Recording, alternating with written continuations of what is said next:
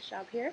I'm in Bali, Indonesia, and I'm just enjoying a beautiful morning. And I am here with my Ghonja-Bhar that you might hear me write so much about. Oops, sorry, Ghonji. Hello, Ghonji. Say hello to everybody. Ghonji, calm down. This is the end of fear rabbit, and she is quite the rabbit. Got a lot of personality for a rabbit. Really, it's so interesting when you stick their nose in your ear and they tell you a secret. Anyway, so I was gonna say something. Don't distract me with your cuteness. Stop it. Okay, so you know the story about Alice in Wonderland, how everybody says follow the white rabbit. And what happens when she follows a white rabbit? She goes into a place that is completely insane, and everything is upside down. So, what is that? What does a white rabbit represent exactly? However, when she continues to follow White Rabbit, eventually she finally gets out. But I was thinking that perhaps we should follow the Black Rabbit. Listen to me, Ghonji. Because it represents your fear.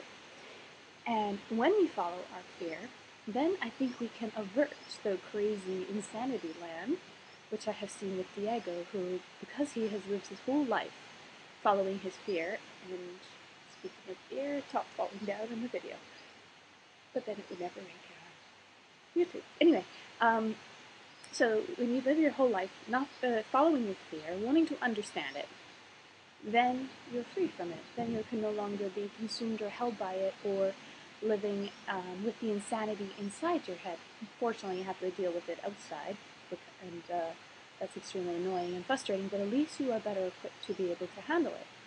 So, our Ghonji rabbit, she doesn't seem to have much fear. She has no problem challenging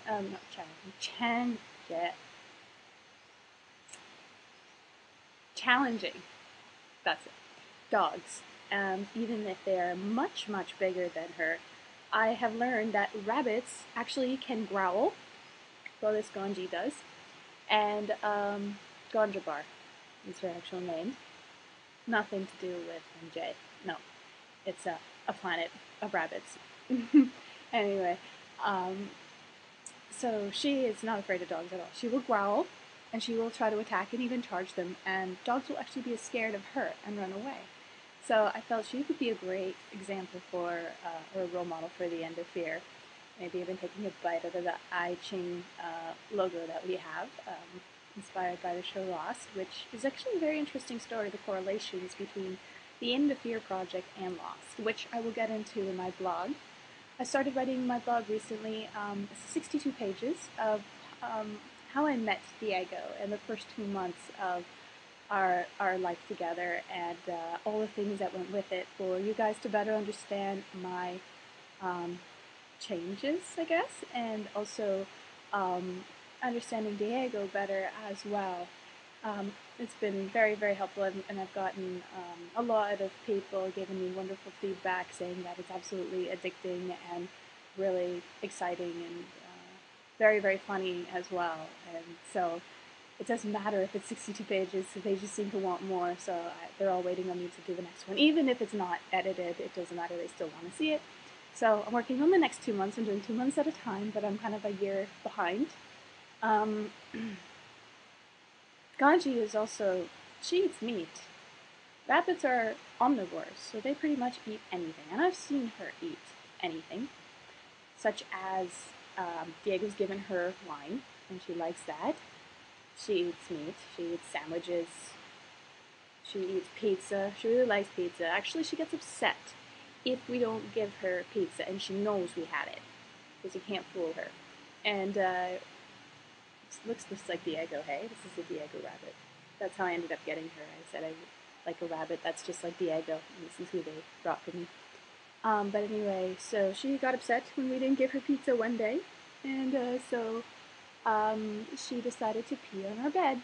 And if she gets upset with either one of us, she knows to go on pee on one side of the bed, my side, or Diego's side. So she's really, really intelligent, and it's a really fun to try to catch her as she runs around the yard. She's pretty much a free rabbit. She doesn't have a cage. She lives in the bathroom, which is like a jungle. It's very big. And she actually also one time ate a bird, surprisingly. I've never heard of this before, but we had a baby bird. We brought it in the bathroom, and she ended up eating the bird. And nothing was left but the head, apparently. This is what Diego told me he found. Which I'm still quite shocked and have a hard time believing that this Ghonji could do such a thing. And anyway, yeah, so this sort of shows what we think we know about animals, right? They're not at all what we, there's a lot more to them anyway. She's also not afraid of the spiders in the bathroom like I was, where I almost thought, oh my goodness, I have to pee outside in the yard and risk having a snake bite my butt than deal with the spiders. So I've got over that fear now, and I share that in detail in the blog. And what else? What else? I think I'm going to do another video of a little bit of a tour of my house here, since I've been here for a year now, and want people to get familiar of the EOF headquarters for now, until we make it into an I-Ching kind of a place that we have blueprints on our website. And I'm also going to show you guys all the EOF logos that are everywhere in this house. Everywhere. I mean, random little stickers on things that are so, I don't understand. When I first came home, I'm like, what is up with all these stickers everywhere?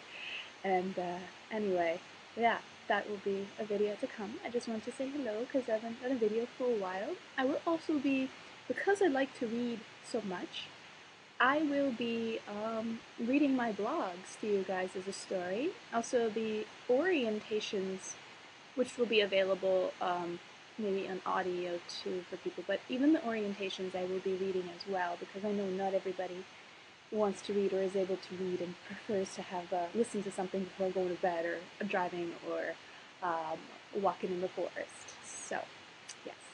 Anyway, take care, and I will talk to you guys soon. Bye-bye. Ghonji, say bye. One more time with her face.